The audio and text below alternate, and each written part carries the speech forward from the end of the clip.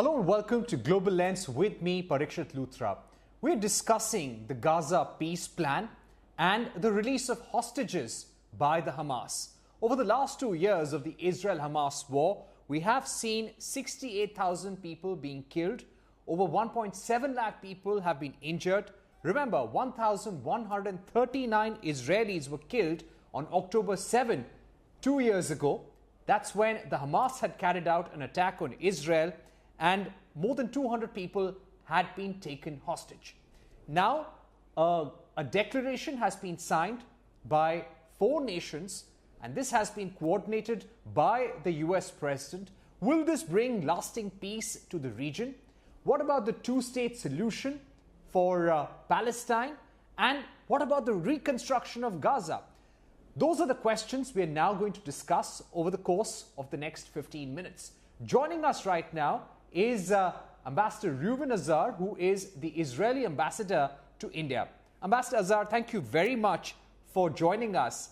Let me begin by asking you, how would you describe the situation in Gaza right now?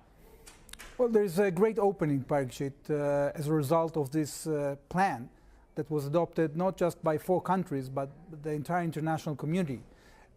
We have this plan in 2 phases. The first phase was just implemented, although not thoroughly. We are still waiting for Hamas to release the remaining of the murdered hostages. We still have 21 murdered hostages in the Gaza Strip, but there is movement. There is movement, and there is a ceasefire that we hope it will hold. I think that the Palestinians have a real chance here for having a better future. And the region has a better chance for peace. So we hope that Hamas sticks to the plan. The ideas there are very clear. They have to renounce power. They have to transfer power to a responsible authority, democratic authority.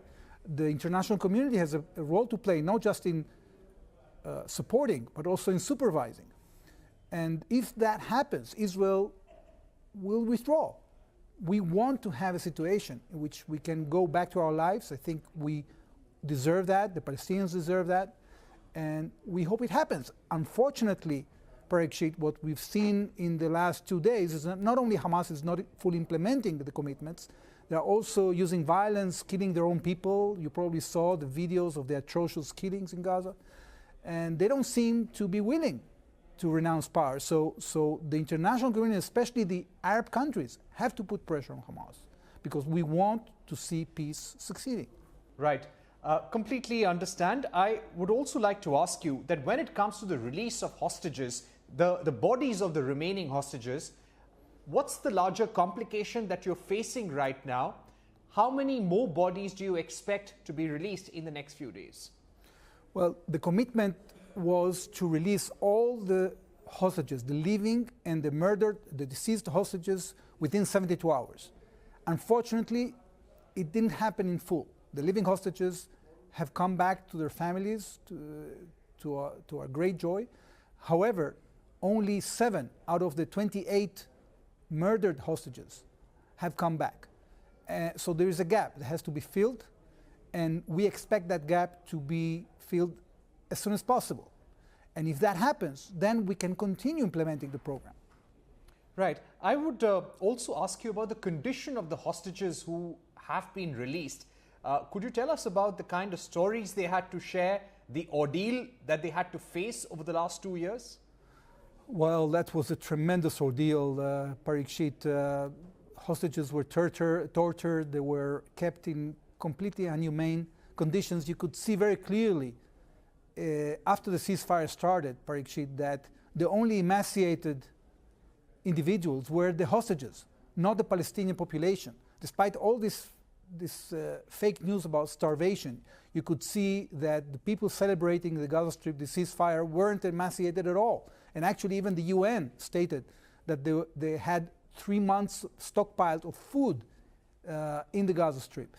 But unfortunately, what we heard from the hostages, from the survivors of this ordeal, is that some of them have been kept in cages, shackled for an entire year without seeing the light of the sun, tremendous stories, and now a process of healing begins. They were sent to hospitals in Israel to assess their condition. They were gradually, meeting their family members, their friends. This is going to be a very long process of healing that is not only physical but also psychological and mental. When it comes to disarming the Hamas, do you think Israel will be able to achieve this time around? What about all the tunnels, all the hideouts of Hamas in Gaza? Do you think that ability to attack Israel has been eliminated? People have to realize our resolve. I think that countries around the world have seen Israel's resolve to defend itself. We have managed to debilitate the entire effort, not only of Hamas, but all the other terrorist organizations, all the proxies of Iran, even Iran itself. We are not going to give up the mission of making sure that Hamas cannot rearm and regroup and attack again Israel in the future like it did on the 7th of October. And therefore, there are two paths here. There is the path, the diplomatic path, that fortunately we have international consensus around it. It requires a lot of diplomatic pressure on Hamas to disarm. But if that fails, we stand resolute to do it ourselves. And President Trump only yesterday has said very firmly that Hamas has to keep the commitment that it adopted in Sharm el-Sheikh, and if they don't do that, the consequences will be dire. We don't want to get back to war. We want to give peace a chance. We're going to do whatever we can in order to let diplomacy win, because this is what the area needs and this is what our people need, not only in Israel, but I think also Palestinians are waiting for that. Ambassador, we would like to ask you that in the next few weeks, while the immediate priority is to get the bodies of the remaining hostages, but when it comes to putting a security structure in place, a political structure in place, what can we expect in the next few weeks? Well, we have a lot of work ahead of us, Parikshit. The parties have to sit down and elaborate all these details. We expect that the countries that are involved, the mediators, the United States, Tony Blair, European countries will get to a formula that will allow us not only to support the humanitarian needs of the Gaza Strip, but also to plan the reconstruction. But that can be done if we see that we have a solid security foundation, that Hamas is being dismantled, that they move aside, that they allow to an alternative leadership of technocrats to come forward, a leadership that is committed to peace, that is committed to construction, and not go back to what we have seen before, that the international community gives aid, but Hamas sequestrates it in order to build a military machinery against Israel. I don't think that any country in the world now is prepared to participate in reconstruction if they see that Hamas stays there. They have to remove themselves from power, and if they don't, reconstruction won't happen. When it comes to the reconstruction of Gaza, could you give us a sense of what's the cost going to be like? Who's going to bear the cost of reconstruction of Gaza? Well, I've seen reports that are talking about dozens of billions of dollars. I think that the President of the United States was talking about a business model that creates opportunity. We've seen countries that are willing to participate.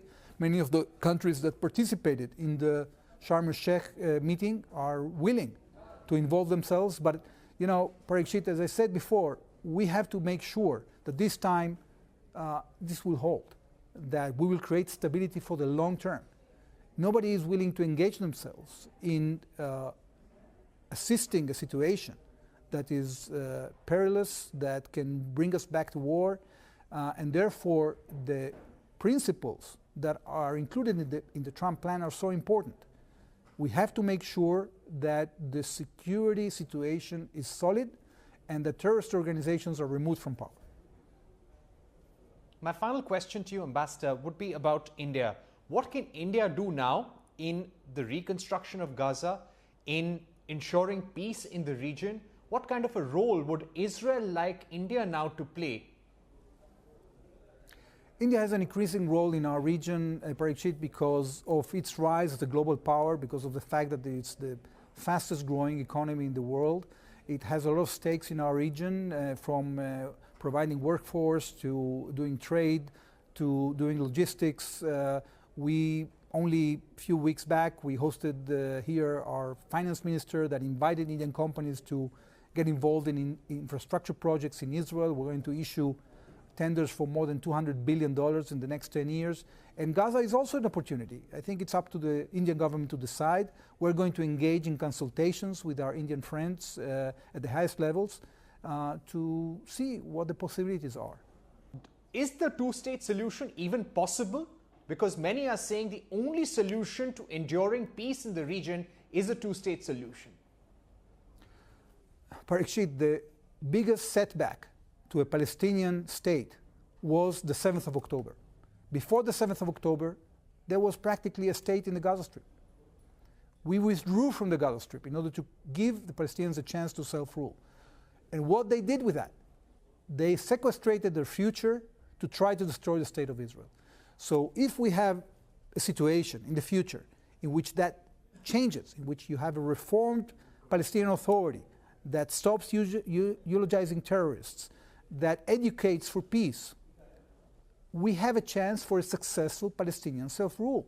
But you cannot put the carriage before the horses. All these attempts by some of the countries to recognize a Palestinian state that was actually seen by Hamas as a reward for the 7th of October, this is not realistic. We have to engage on a realistic path that creates a solid foundation for Palestinian self-rule that will hold, that will remove the option of war out of the dictionary, out of the equation.